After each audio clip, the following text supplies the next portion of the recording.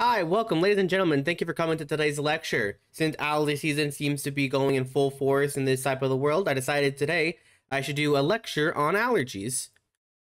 I decided I'll go over what to do when you are struck with the sniffles. So, allergies come in all shapes and sizes, right? Hey, can you place the cat outside? I'm allergic. Can you take out the dog too? I guess I can, but I don't see how that helps with your allergies. What the hell, man? Why did you just shoot your dog? Don't worry, it's not mine. It wasn't yours. Then whose dog was that? I don't know. I just saw the outside and brought him in. Oh my god, my dog! Allergies are an inflammatory overreaction that your body has to allergens that you can find anywhere in the wild. These could be things like pollen, dust, pet dander, and are typically associated with symptoms like sneezing, running nose, thin mucus, wheezing, and some red watery eyes. The easiest way to treat allergies is to avoid the allergens that can cause them, though that is not always possible. Cleaning your surroundings to get rid of the allergens should be your first step before starting any type of medication. Some examples would be like vacuuming carpets, drapes, any upholstery at least weekly. Pollen counts can be monitored on some weather apps and websites and can guide you on days where you should avoid going outside if possible.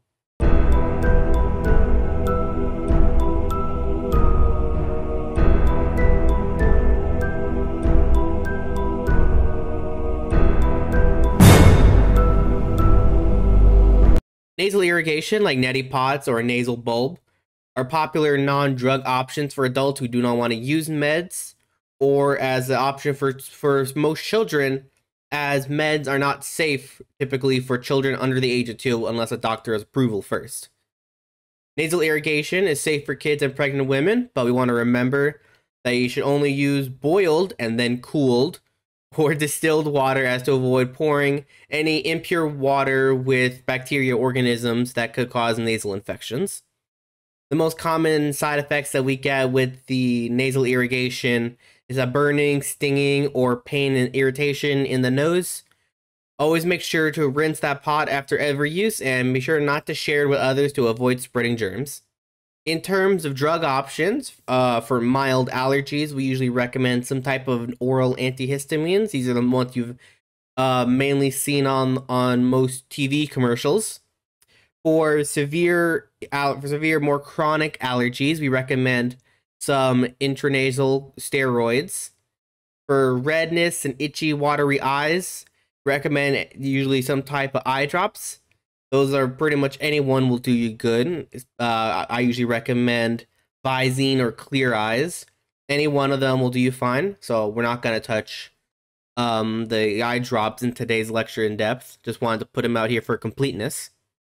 And lastly, for congestion, we use decongestants.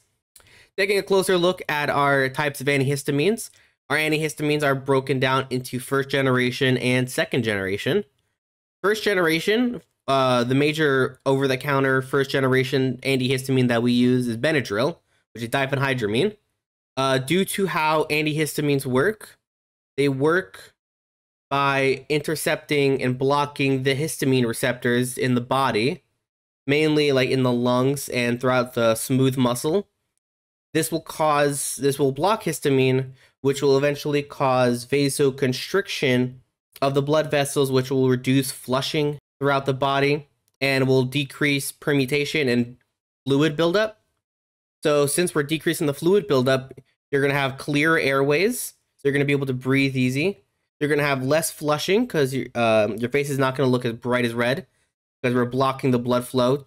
But for our first generation antihistamines, they are able to travel up. They're able to travel up into the brain and cross what we call the blood-brain barrier, meaning that they can get inside the barrier and can affect histamine receptors near the brain.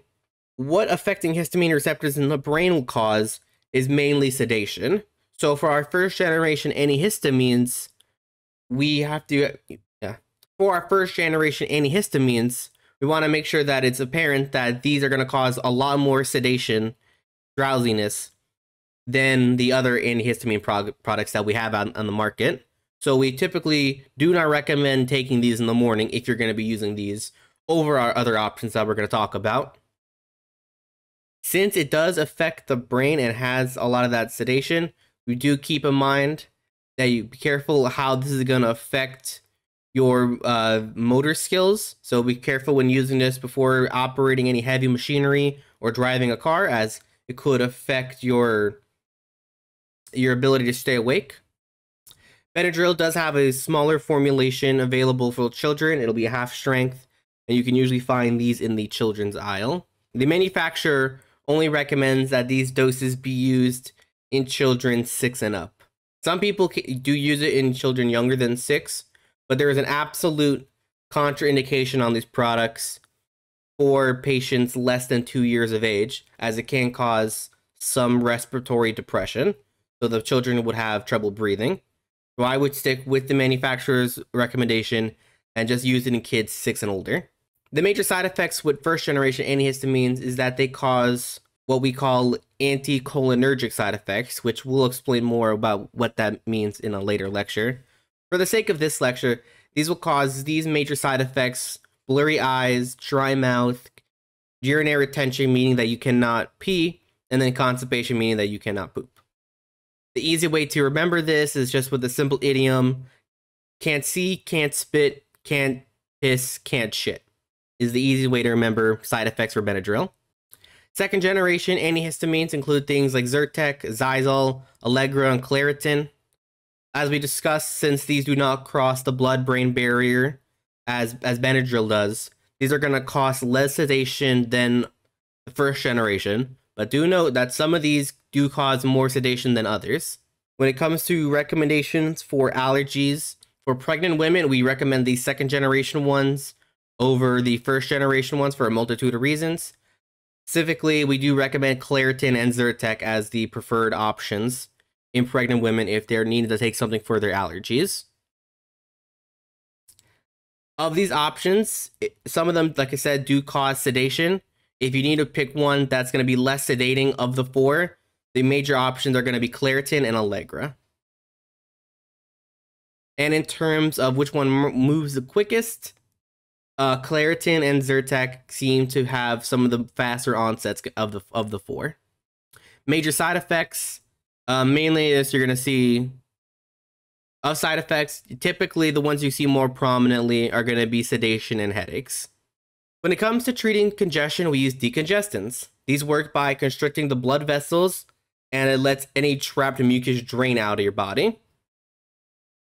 The oral decongestants that we use are going to be phenylephrine, which is Sudafed PE on your right, and then pseudoephedrine, which is going to be regular Sudafed you see on the left. The products are very similar to each other. Pseudoephedrine is more powerful than phenylephrine, but pseudoephedrine is a component in the creation of methamphetamine, which is meth. And because of that, by law, they are all held behind the pharmacy counter. So when you need to purchase some, you would have to go to your pharmacy, ask for it behind the counter, and then you would be able to purchase it while having a valid photo ID. Sudafed is also limited in how much you can purchase in a week and in a month. Hi, can I help you? Yeah, can I get some Sudafed? Is this for meth? No. Is it? Yeah, it's for meth. Another easy way of telling what products you're buying if they have any of these ingredients in it are typically going to be marked with a D. So things like Allegra D, Claritin D. The D stands for decongestion, so that means it's going to have either phenylephrine or pseudoephedrine in the product. For nasal decongestion, our main product is going to be Afrin and is used for kids 6 and up. Be careful when using this product in patients with glaucoma, as it could increase pressure in the eyes. Be careful when using the product for more than 3 days, because it can cause congestion on its own with extended use. So be sure not to use it for more than 3 days. The major side effects with Afrin are going to be stinging, burning in the nose, and then some general dryness. Moving on to some more severe allergies, we use our stronger meds, which are going to be just intranasal steroids. These work by decreasing inflammation locally at the nose, and these drugs are slower and can take up to a week to get full relief from them. The main steroids that we use are going to be Rhinocort, Flonase, and Nasacort.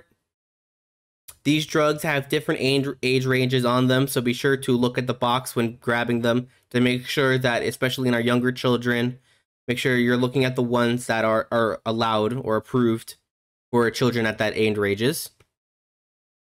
Major side effects for the nasal steroids are going to be headaches, dry nose, nosebleeds, some bad taste in your mouth, and then possibly infections. And that's it for today's lecture. I hope you guys are able to get something useful out of that information. Like I said, just for a quick brief, remember, for our mild allergies, we're going to use regular antihistamine tablets like Claritin or Allegra. If you're going to have stronger allergies, we're going to use the nasal steroids like Flonase or Nasacort. For congestion, you're going to use either the Sudafed tablets or you're going to use Afrin spray, making sure not to use it for more than 3 days.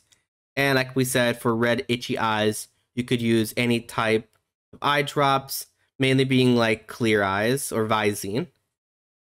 I hope you guys appreciate today's lecture. As always, if you appreciate it, be sure to like, subscribe, and leave a comment down below if you have any questions or comments about the content. And then I will see you in the next one, all right?